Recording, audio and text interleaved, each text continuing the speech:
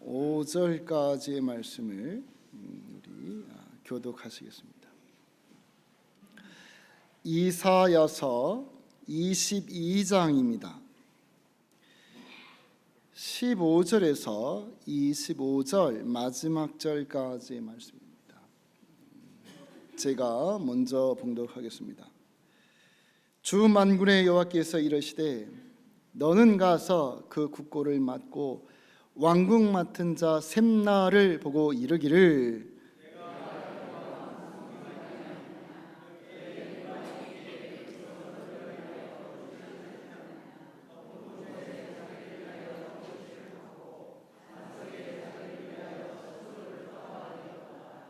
나 여호와가 너를 단단히 결박하고 장사같이 세게 던지되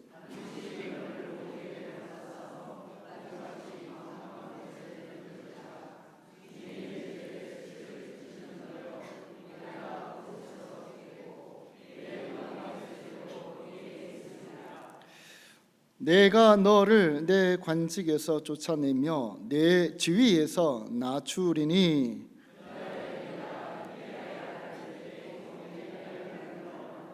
내 옷을 그에게 입히며 내 띠를 그에게 띄워 힘있게 하고 내 정권을 그의 손에 맡기리니 그가 예루살렘 주민과 유다의 집의 아버지가 될 것이며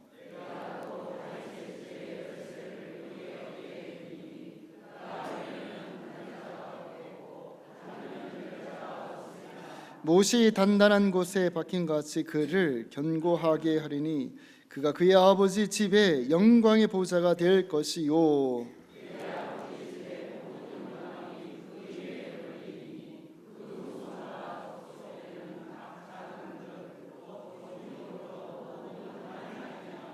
같이 읽겠습니다. 만군의 여호와께서 이르시되 그날에는 단단한 곳에 박혔던 못이 삭으리니 그 못이 부러져 떨어짐으로 그의 위에 걸린 물건이 부서지리라 하셨다 하라. 나 여호와의 말이니라. 아멘.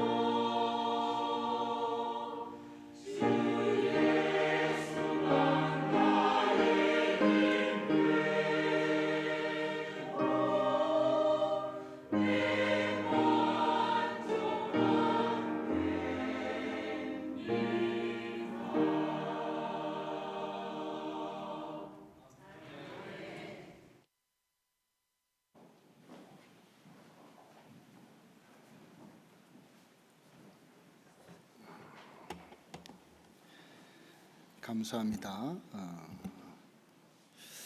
여러분 반갑습니다. 한 주간 잘 지내셨습니까? 그나마 조금 비가 와서 반갑습니다. 여러분 우리 옆에 분과 할렐루야로 인사하겠습니다. 할렐루야. 할렐루야 반갑습니다. 우리 뒤에 분하고도 할렐루야. 할렐루야 반갑습니다.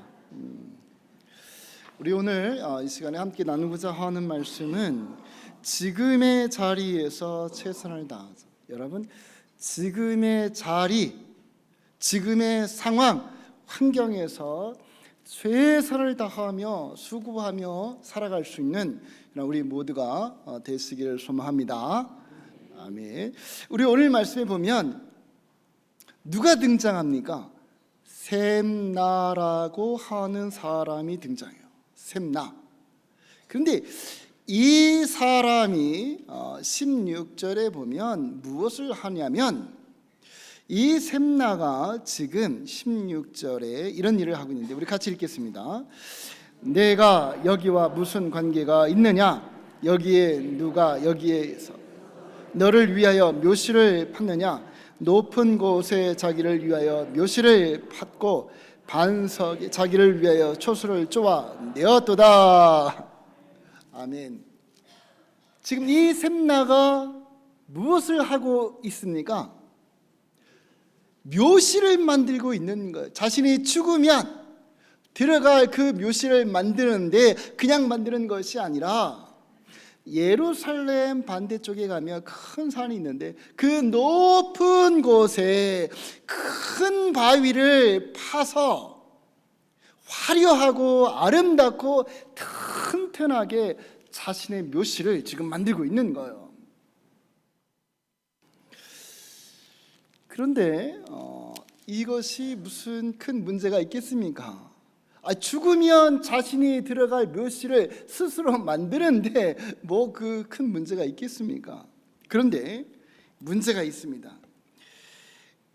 어떤 문제냐면 17절에 보니까 이 모습을 보시고 여호와 하나님께서 셈나에게 17절에서 이렇게 말씀하십니다. 우리 17절 한번 읽어보겠습니다. 17절 나 여호와가 너를 단단히 결박하고 장사같이 세게 던지되 라고 말씀하십니다. 여호와 하나님께서 셈나 너를 단단히 결박하여서 장사같이, 장사는 힘이 센, 어떻게 하시겠다?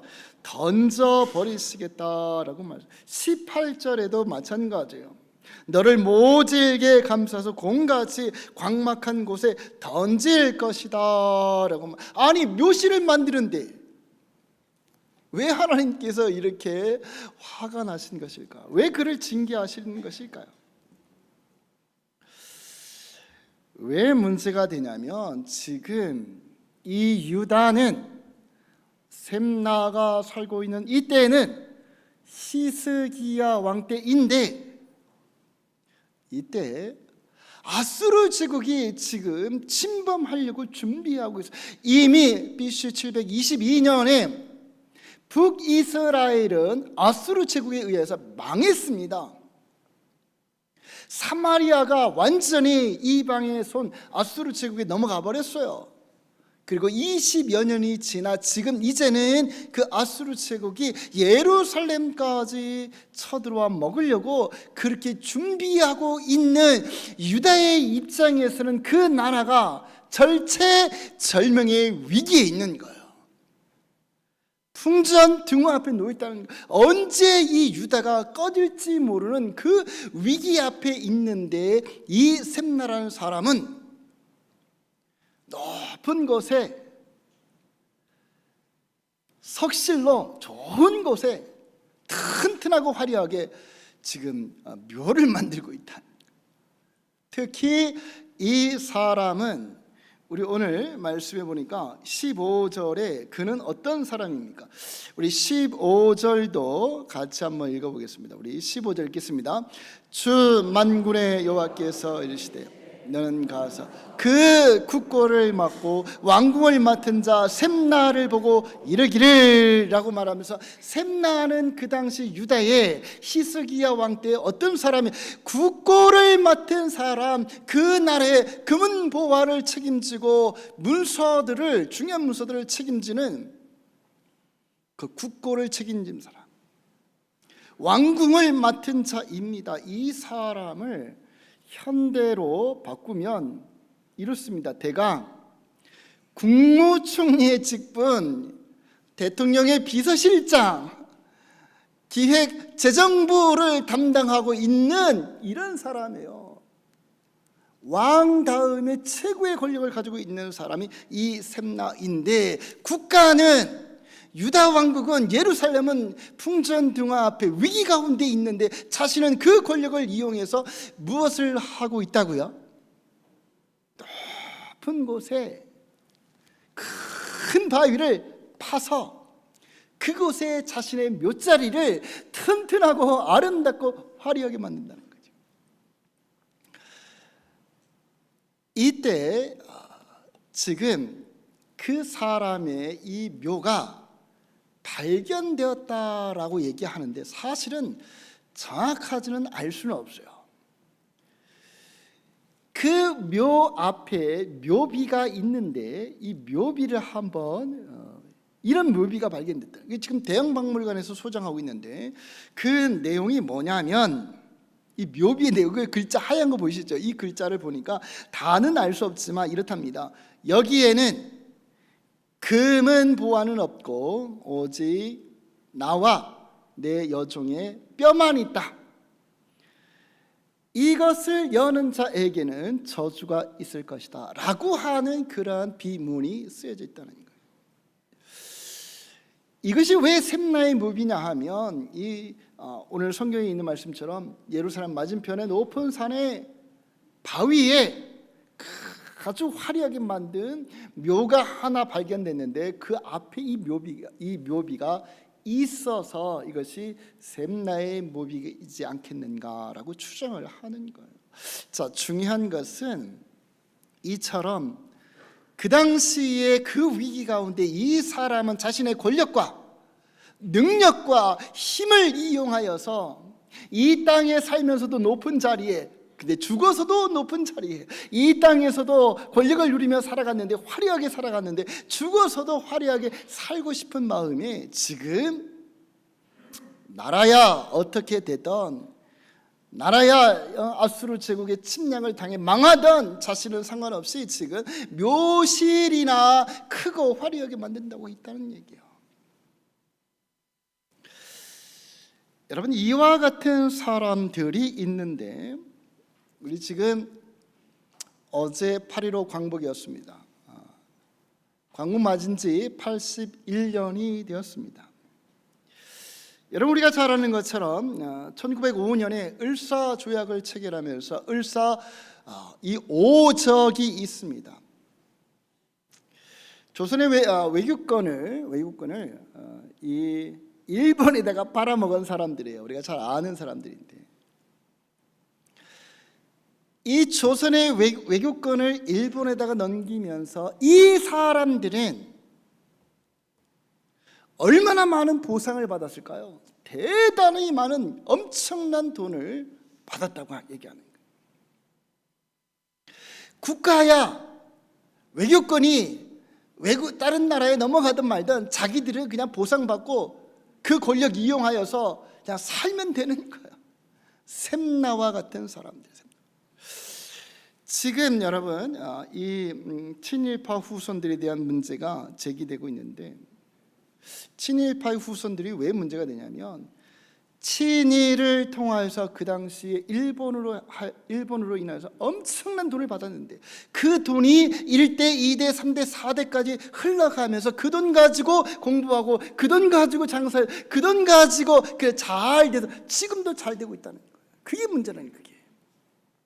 근데 반대로 독립운동을 하시다가 쫓겨난, 또 죽은, 순교하신 그런 분들은 어떻습니까? 모든 것을 다 빼앗겼어요. 그러니까 1대, 2대는 거의 만주나 간도나 이런 데 가서 그렇게 살아가는 거예요. 그런 1대 2대가 없고 가난하고 못 배웠으니 어떻게 되겠습니까? 3대 4대도 당연히 가난해질 수밖에 없는, 이게 문제가 됐다는 거예요. 여러분, 이 당시에 한일 합방을 하면서 결정적인 역할을 한 사람이 이 윤덕영이라고 하는 이 사람인데, 이 사람은 어떤 사람이냐면 왕실의 숙부라고 하는 그 신분을 이용하여서 당시 마지막 황후인 순종효 황후의 숙부인데, 순종효 이 황후가 국세를 안 뺏기려고, 이거 빼앗기면 가서 도장 찍어버리니까 하늘 합방이 되어버리는 거예요. 그래서 이 황후가 그 국세를 자기의 이 숙부에게 안 뺏기려고 황후가 이 국세를 자기 치마 속에 숨긴 거예요. 그런데 이 윤덕영이라고 하는 이 사람이 자기 조카를 밀어내면서 조카의 치마에서 이 국세를 빼앗아 이 이완용에게 넘겼다는 거예요. 그리고 이완용이 그것을 국세를 찍었다는 거예요. 그리고 나서 이 윤덕영 씨가 받은 그 재산이 얼마나 많은지, 지금 덕수궁 옆에 덕수궁만큼의 그 땅을 다 받았고, 돈으로는, 지금의 돈으로는 한 100억 원이 넘는 돈을 받았다는 거예요. 그래서 지은 집이 있는데 그게 벽수산장이에요. 벽수산장 사진 한 장을 보여줘 보세요. 아까 보여줬나요? 그 산장이 55칸짜리 산장, 궁전을 진 거예요. 궁전을. 그러니 그 돈으로 그는 호의호식하고 그 자손들도 호의호식하지만, 나라에 어떻게 되든, 나라가 일본에 팔아먹던 아무런 상관이 없는 거예요. 자기 유익만을 위해서 살아가는 사람들, 이런 사람이 바로 유다 왕국 때의 셈나와 같은 사람이에요. 셈나에 대한 셈나. 하나님께서는 그래서 이 셈나를 용서치 아니하시고 어떻게 말씀하십니까? 우리 읽었지만 18절의 말씀을 다시 한번 읽어보겠습니다. 18절 읽겠습니다.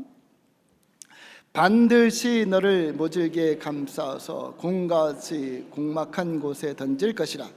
주인의 집에 수치를 끼치는 너여, 내가 그곳에서 죽겠고 내 영광의 수레도 거기에 있으리라 라고 말씀을 하시는 거예요. 반드시 하나님께서 그를 징계하시겠다라고 말씀하십니다. 여러분, 우리 오늘 이 말씀을 보면서 제가 묵상하기를, 그래, 지금 나의 자리에서 최선을 다하는, 수고하고 애쓰는, 아니 그것을 넘어서서 나의 자리에서 나의 수고를 통해, 나의 헌신을 통해, 나의 이 애씀을 통해서 선한 영향력을 다른 사람들이 살아날 수 있는 그런 일들을 감당하는 그런 성도가 되자라고는 사실이에요. 아멘이십니까? 여러분, 셈나는 그 당시에 그런 권력 가지고 어떻게 해야 될까요? 나라의 위기 앞에서 그 권력으로, 그 능력으로 백성들을 다 모아놓고 하나님을 바라보며 하나님께 회개하며 이 백성들을, 이 나라를 도와주고 인도해주고 그 이방의 침략에서 지켜달라고 그들이 회개 기도를 했어야 된다는 얘기예요. 셈나는 그 권력으로 그런 일을 감당해야 되며, 유다의 어려운 사람들, 가난한 백성들에게 힘이 될 수 있는 일들을 감당해야 된다. 그런 걸 하지 아니하고 자신의 안위만을 챙긴 사람이라는 거예요. 이 모습을 바라보면서 우리들은 반대로 지금 내가 어떤 환경, 어떤 상황이 있든지 그 자리에서 나의 수고와 나의 애씀과 나의 헌신을 통해서 선한 영향력을 행사할 수 있는, 다른 사람을 살려낼 수 있는 그러한 일들을 감당하는 그러한 저와 여러분 되시길 소망합니다. 아멘. 셈나와 같이 반대되는 사람이 하나 있어요. 기업의 회장인데, 여러분 기업이 좋냐 나쁘냐, 부정을 했느냐 안 했느냐, 이건 제가 잘 모릅니다. 여러분, 부영건설에 우리 이충근 회장님이 계십니다. 부영건설하면 생각나는 게 뭐가 있을까요? 뭐가 있습니까? 1억 원이 생각나지 않습니까? 1억 원이. 아이를 낳기만 하면 자기의 회사의 직원들 모두에게 1억 원씩을 주는 거예요. 1억 원씩을. 그래서 2021년서부터 시작해서 2025년까지 136억을 지불했답니다. 136억. 그 사람은 자신이 그 회사의 회장이라고 하는 그 권력을 이용해서, 자신의 능력을 이용해서, 자신의 부를 이용해서 무엇을 한 겁니까? 사람을 죽이고 억압하고 자신의 어떤 안위만을 살아가는 것이 아니라 같이 살아갈 수 있는 그런 일을 했다는 얘기예요. 여러분, 우리나라의 결혼과 출산이 지금 얼마나 큰 위기입니까? 아주 큰 위기입니다. 가장 큰 위기예요, 우리나라에. 그런데 이것을 해결할 수 있는 일에 조금이나마 자신의 힘과 권력과 능력으로 불수시개가 된 거예요. 이런 역할, 이분은 기독교인은 아닙니다. 교회 다니는 사람은 아니에요. 그렇지만 이 모습을 바라보면서 우리들도 우리가 있는 그 상황에서 함께 살아갈 수 있는 그러한 영광된 하나님의 백성으로 살자는 겁니다. 아멘이십니까? 여러분, 이런 일을 하신 분이 있어요. 최고의 권력, 최고의 능력, 최고의 지혜, 최고의 자리에서 이런 일을 하신 분이 있다니까. 누구이시겠습니까? 여러분, 예수 그리스도이신 줄 믿습니다. 예수님은 어떤 분이십니까? 하나님의 아들이십니다.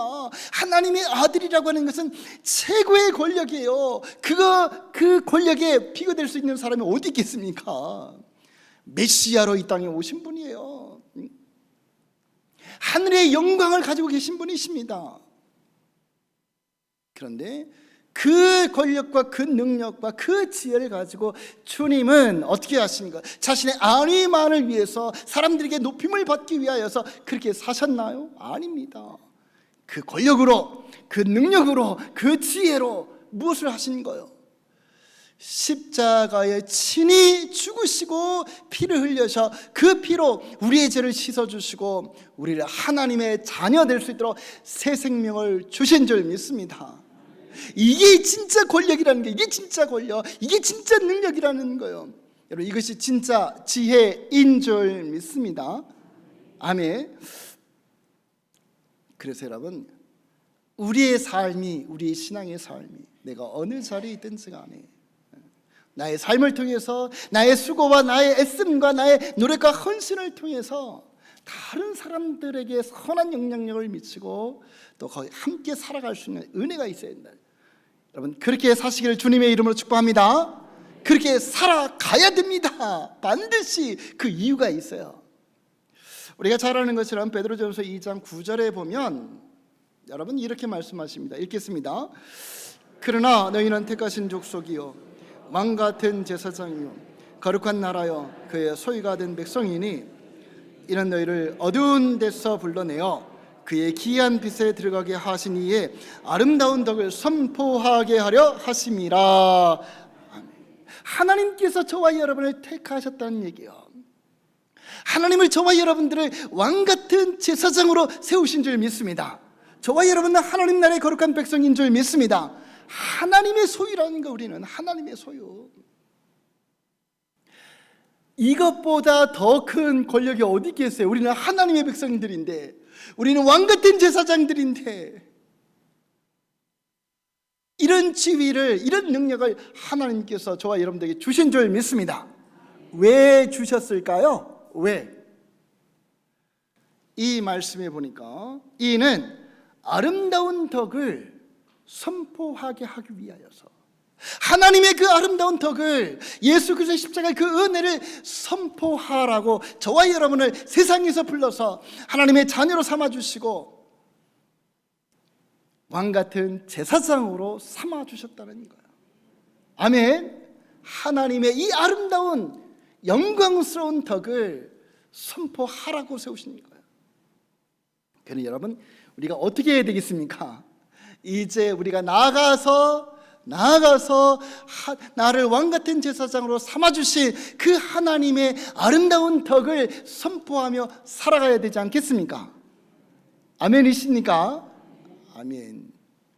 어디 가서 우리는 이제 왕같은 제사장으로 하나님의 거룩한 백성들로 우리가 살아갈 수 있어야 될까? 어디 가서?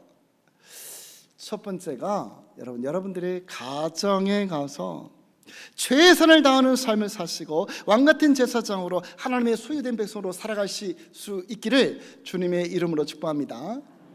아멘. 여러분, 가정은 그냥 하루 일 마치고 가서 쉬는 곳이 아니에요. 가정은 의식주를 해결하는 곳이 아니라는 겁니다. 가정은 하나님께서 우리에게 주신 예수 그리스도의 그 십자가의 그 사랑이 실천되어지는 곳이어야 된다라는 사실이에요. 아멘이십니까? 가정은 그냥 가서 쉬고 의식주 해결하는 그런 거 잠자다가 내일 또 가서 일터로 나가는 그런 중간 역할이 아니라는 거예요. 예수 그리스도의 십자가의 사랑이 실천되어지는 곳이 우리의 가정이 된다는 거예요. 그래서 여러분, 에베소서 5장 21절 이하에 보면 뭐라고 말씀하십니까? 남편은 예수님께서 교회를 위하여서 죽으신 것처럼 그렇게 남편은 아내를 어떻게 하라? 사랑하라고 말해요. 사랑하라고. 아내는 여러분 어떻게 마치 교회가 예수님께 순종하듯이, 교회가 예수님에게 순종하듯이 아내는 범사의 남편에게 순종하라, 복종하라. 가정은 이처럼 여러분 예수 그리스도의 십자가 은혜가 실천되어지는 곳이어야 된다는 거예요. 서로 높여주고 서로 세워주고 서로를 향해서 칭찬해주며 서로를 보듬어주고 서로를 포용해주며 서로를 위해서 헌신할 수 있는 곳, 바로 그것이 가정일진데, 그것이 왕같은 제사장으로 세워주신 하나님의 거룩한 덕을 실천하는 그러한 곳이다라고 하는 사실이에요. 여러분들의 가정에서 이 일이 일어나시기를 주님의 이름으로 축복합니다. 아멘. 두 번째로는 여러분들의 직장입니다. 여러분들의 일터입니다. 여러분의 직장과 일터가 왕같은 제사장으로 하나님의 소유된 백성으로 살아갈 수 있는 아름다운 장소가 돼요. 여러분의 일터나 장소는 단지 경제활동을 하는 곳, 돈을 벌기 위하여서 가는 곳, 할 수 없이 먹고 살려고 하니 일터에 가고 직장을 다닌다라고 하는 것도 물론 중요합니다. 경제활동해야 됩니다. 그런데 더 중요한 것은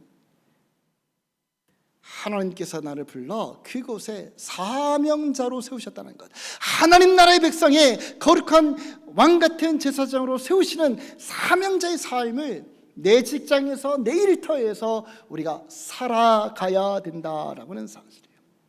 여러분, 물론 여러분들이 직장에서 일터에서 수고합니다. 애씁니다. 지금도 헌신합니다. 근데 그것 가지고 부족하다는 거예요.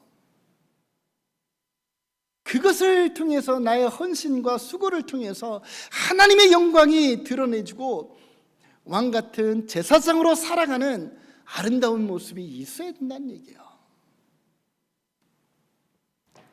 그래서 여러분, 내가 있는 직장에서 그 내 위치가 비록 마음에 들지 않아도, 내가 하는 일이 상사가 알아주지 않아도, 때로는 업무가 힘들어도 하나님을 바라보며 끝까지 정직하게 성실하게 최선을 다하는 삶을 살아가 하나님의 덕을 내 직장에서 나의 일터에서 실천하며 살아갈 수 있는 그런 저와 여러분 되시길 소망합니다. 이것이 진정으로 가치 있는 삶을 살아가는 것이라는 거예요. 세 번째로는 교회 안에서도 이 일이 일어나야 됩니다. 교회 안에서. 여러분, 저와 여러분들에게는 무엇을 주셨습니까? 직분을 주셨습니다. 서리 집사의 직분, 장로님의 직분, 안수 집사님의 직분, 권사님의 직분, 목사의 직분을 주셨어요. 여러분, 이 직분은 그냥 교회 다니면 붙여주는 타이틀이 아닙니다. 하나님의 나를 섬기고 하나님의 덕을 선포하라고 주신 세상에서 가장 귀한 직분인 줄 믿습니다. 이 직분을 통해서 하나님의 영광을 드러낼 수 있어야 된다. 때로는 이 직분을 통해서 여러분 차량 봉사를 합니다. 안내를 합니다. 교사를 합니다. 찬양대를 봉사하고 청소도 하고 강대상 꽃꽂이도 하고 여러 가지 섬김을 합니다. 이 섬김 모두는 다 높고 낮음이 없어요. 차량 봉사하는 신분이나 교사나 또 찬양대나 똑같이 다 하나님을 교회를 위하여서 영광된 직분인 줄 믿습니다. 그러니 이 일들에 대하여서 우리는 사역을 감사하게 수고하며 하나님의 덕을 선포하며 우리가 이 일들을 감당할 수 있어야 된다는 얘기예요. 아멘이십니까? 아멘. 그냥 예배만 보고 가는 것이 아니라 교회를 위해서, 주의 날을 위해서, 직분을 위해서 내가 맡은 일에 대해서 헌신할 수 있어야 된다는 얘기예요. 여러분, 이제로부터는 가정에서, 일터에서, 직장에서, 교회에서 왕같은 제사장으로 하나님의 소유된 백성으로 그렇게 살아가 하나님의 영광을 드러낼 수 있는 그러한 저와 여러분 되시길 소망합니다. 아멘이십니까? 한번 결단했으면 좋겠습니다. 제가 아멘이십니까? 아멘을 크게 합시다. 아멘이십니까? 아멘. 그렇게 사셔야 된다니까요. 자, 그런데 결론적으로 말씀을 드리면 사실은 이렇게 살기가 말은 쉽지가 않지요. 우리가 살아가는 인생길이 만만치 않기 때문에, 광야의 길이기 때문에 이렇게 살아가기가 쉽지 않아요. 나 하나도 살기 힘든데, 지금도 열심히 살고 있는데 어떻게 왕같은 제사장으로 이 험난한 인생길 가운데 속에서 하나님의 덕을 세워가며 선포하며 살아갈까 쉽지 않습니다. 그런데 살아갈 수 있는 그 길이 여기 있다는 거예요.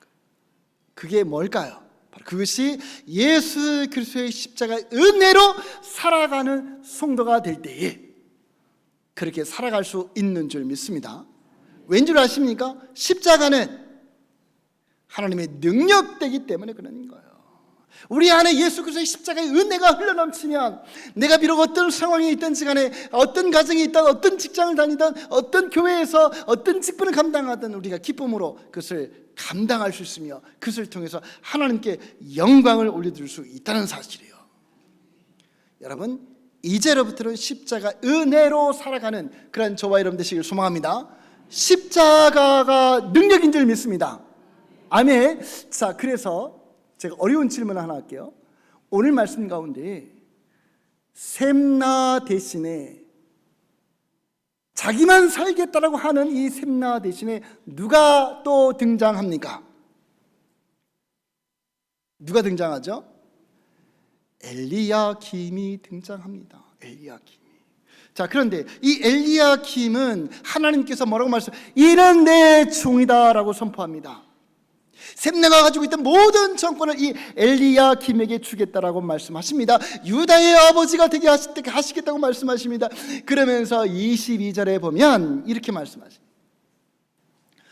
22절을 읽어보겠습니다. 내가 또 다윗의 집의 열쇠를 그의 어깨에 두리니 그가 열면 닫을 자가 없겠고 닫으면 열 자가 없으리라. 이 말씀은 누구를 예표하는 것입니까? 예수 그리스도를 예표하시는 거예요. 다윗의 집의 열쇠를 그 어깨에 두면 주님께서 닫으시면 열 자가 없고 주님께서 열면 닫을 자가 없는, 닫으시면 열 자가 없는 그런 예수 그리스도를 예표하고 있다는 거예요. 그러니까 이 엘리야킴은 장차 오실 메시아를 예수 그리스도를 예표하고 있는 거예요. 그러니 우리가 신앙생활을 할 때 예수 그리스도가 아니시면, 십자가의 은혜가 아니면 샘나와 같은 그 길을 걸어가지 결코 왕같은 제사장의 길을 걸어갈 수가 없다는 거예요. 아멘이십니까? 이 말씀이 예수 그리스도를 예표하는 것이다라고 하는 것을 계시록 3장 7절에 보면 동일하게 말씀하고 계세요. 자, 읽어보겠습니다. 우리 시작. 빌라델피아 교회 사자에게 편지하라.